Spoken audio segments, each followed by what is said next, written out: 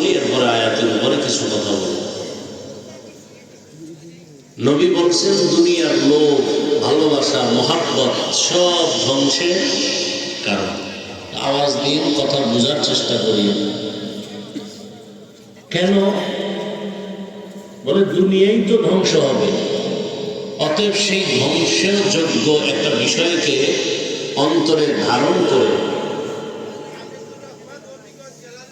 স্থায়ী জীবনকে তুমি ভুলে যাবে, তোমার এই ভালোবাসাও সব ধ্বংস করে ফেলবে, দুনিয়াও আখিরাত।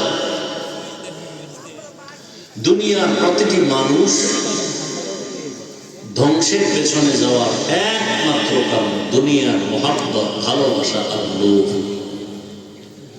এই লোভ আমার তিন প্রকার।